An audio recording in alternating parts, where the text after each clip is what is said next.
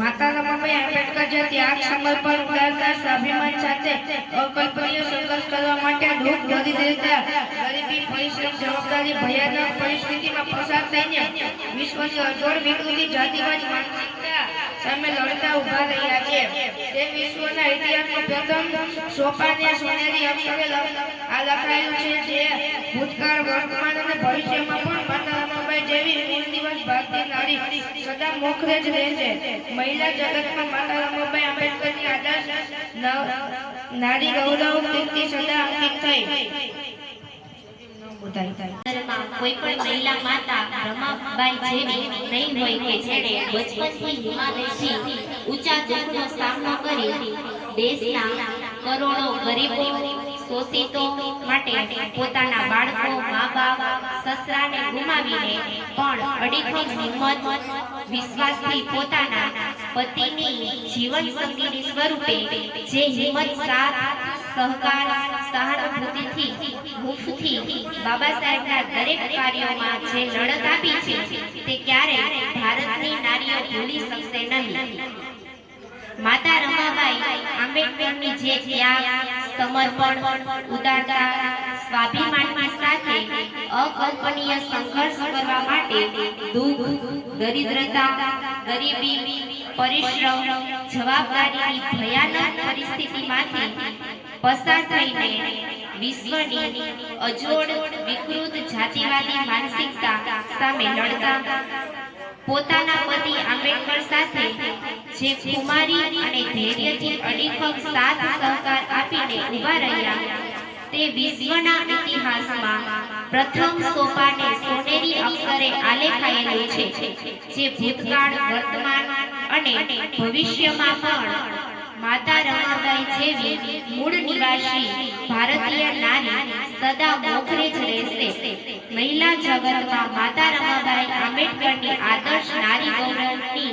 કીર્તિ સદા અંકિત થઈ છે। જય ભીમ નમો બુદ્ધાય। કહેવાય છે કે એક સફળ પુરુષની પાછળ એક સ્ત્રીનો હાથ હોય છે। જો આ જ વાત જીનિયસ ડોક્ટર ભીમરાવ આંબેડકરની સફળતા વિશે કહેવી હોય તો ચોક્કસ માતા રમાબાઈને તેનો ધ્યેય આપવો પડે। બાબા સાહેબના અધ્યાગીરીના ઉલ્લેખ વિના તેમની સફળતાની કહાની અધૂરી ગણાય। આજે માતા રમાબાઈનો જન્મ જયંતિનો દિવસ છે ત્યારે એ ત્યાગમૂર્તિને યાદ કરીએ જેના કારણે આપણે ભીમામાંથી જીનિયસ ડોક્ટર ભીમરાવ આંબેડકર બન્યા। જય ભીમ નમો બુદ્ધાય।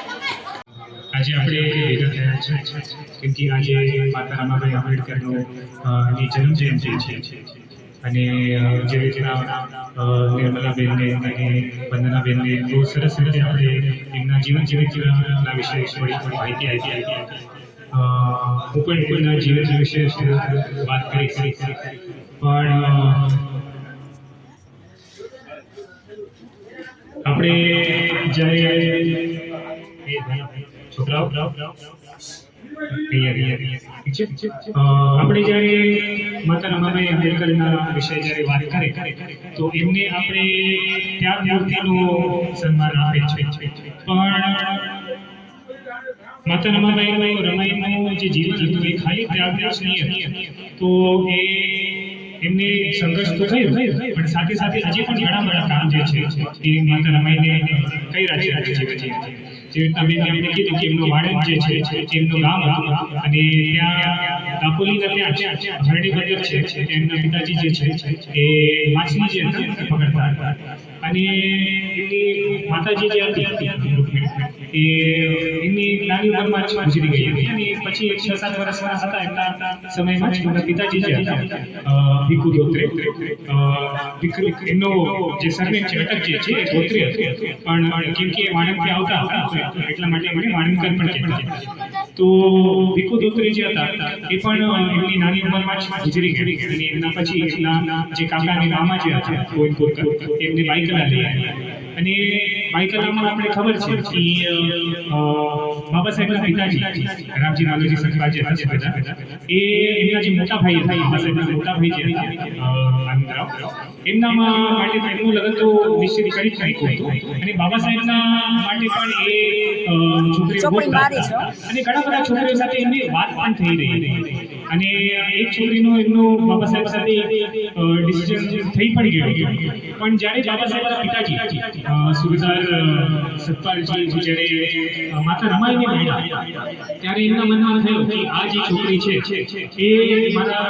છોકરા માટે કે બાબા સાહેબ માટે બહુ સરસ રહેશે, અને એમના પછી એમને એનો ડિસિઝન બદલી બાબા સાહેબ અને માતા રમાઈનું લગ્ન પણ કરવામાં આવ્યું 4 એપ્રિલ 1906 હતા. અને એના વજહથી બાબા સાહેબના પિતાજી સુબેદાર રામજી મહારાજ સતપાલને એમનો મહાર જાતિનો જે પંચાયત છે તેમાં એમને દંડ પણ ભરવું પડ્યું. અને બાબા સાહેબને કીધું છે કે ભાઈકલામાં જે વેજીટેબલનું માર્કેટ સબ્જી મંડી જે છે ત્યાં ઘણી